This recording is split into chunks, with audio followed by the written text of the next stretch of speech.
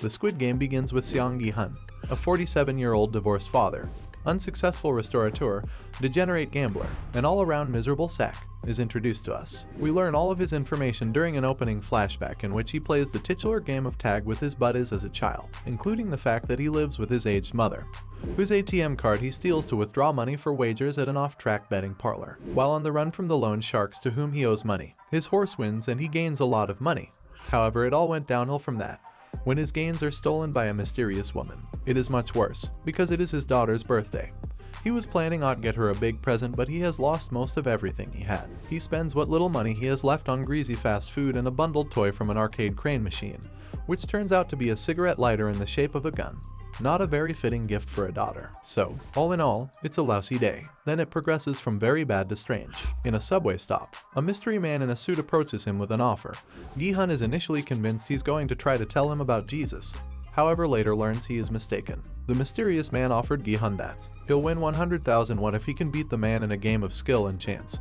If he fails, the mystery man will slap him in the face. After losing many times and getting slapped over and over, Gi-hun finally wins the game and pockets the money, as well as the man's business card and an offer.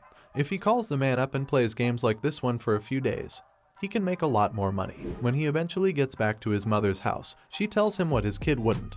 His daughter, her mother, and her stepfather are all relocating to the United States next year. This will result in him possibly never seeing his daughter again. So, like any desperate man, he dials the mysterious money man's number and accepts his offer in hope to make some money and possibly make his daughter stay in Korea. That's when things start to become crazy. He's picked up by a vehicle full of sleeping individuals, and he's soon knocked out by the sleeping gas.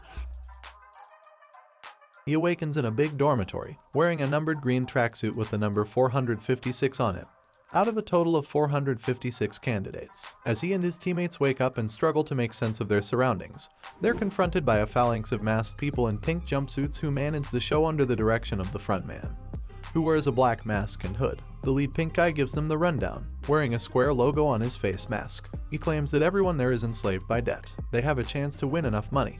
The amount is unknown, but it appears to be enough to fill a big illuminated piggy bank that they descend from the ceiling to pay off their debts and start over if they sign a simple consent form. So, after duly signing, everyone makes their way through a set of stairwells inspired by MC Escher's Sesame Street. They emerge into a fake outdoor stage, where they are confronted by a massive robotic doll. The first game is red light, green light, they're told. They win if they make it to the finish line without being eliminated for moving after the doll has finished reciting the game's brief sing-song poem. When the manner of elimination is disclosed, everyone is taken aback.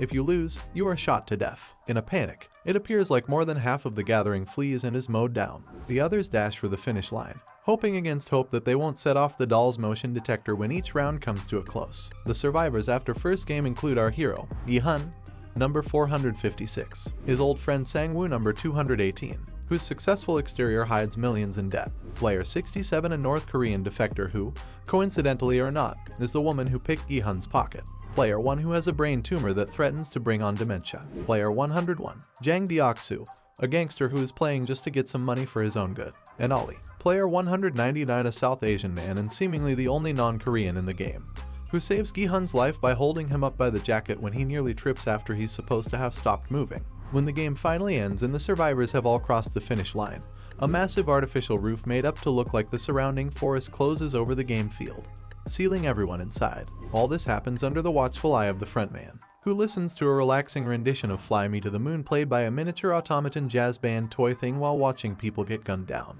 And that's where we're at after the first episode. Subscribe if you would like to see more videos like this.